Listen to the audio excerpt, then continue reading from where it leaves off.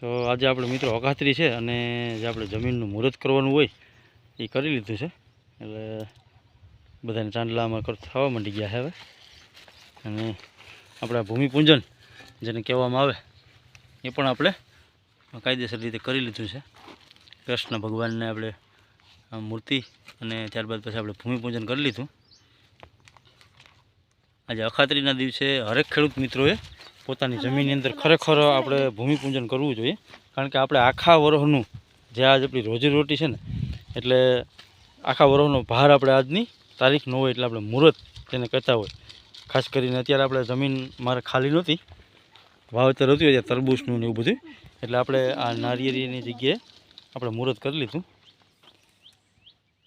હવે મારો છોકરો અક્ષિત મુહૂર્ત કરે છે, અબીલ ગુલાલ છાંટે છે.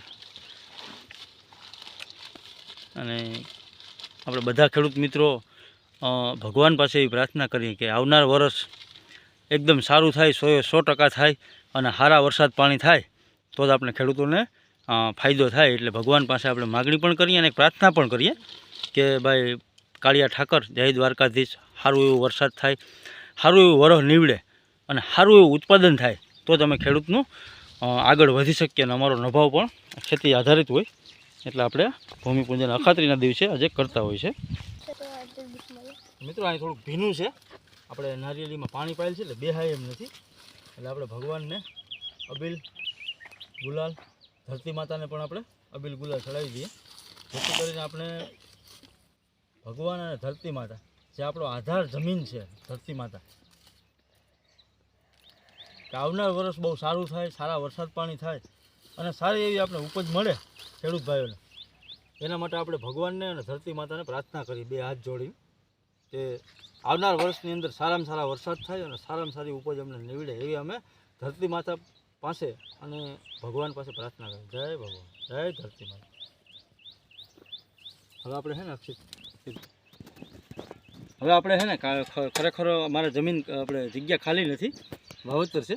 નહીંતર આપણે બળદ અને હાથી જોડી અને મુહૂર્ત કરવાનું હોય, પણ આપણે પાવડો અથવા કોદાળીથી મુહૂર્ત કરી નાખીએ. જય ધરતી માતા. હવે આપણે ધરતી માતાને આ બધું અબીલ ગુલાલ ચોખાથી અભિષેક કરશું.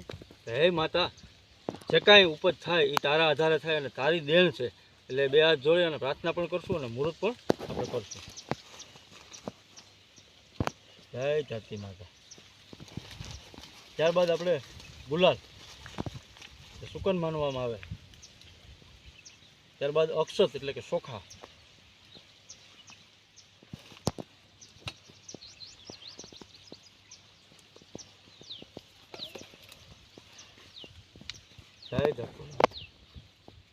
આખું વર્ષ આવનાર વર્ષ અમારું સારું નીવડે, સારા વરસાદ થાય, સારી ઉપજ થાય એવી અમે ધરતી માતાને પ્રાર્થના કરી. જય ધરતી માતા. એક ખેડૂતના દીકરા તરીકે આપણે આ ફરજ આવે કે આપણો આ ધંધો છે, આપણી આજીવિકા છે, તો આપણે ધરતી માતાનું પૂજન આજે અખાત્રીના દિવસે ખાસ કરીને બધા ખેડૂત મિત્રોએ કરવું જોઈએ.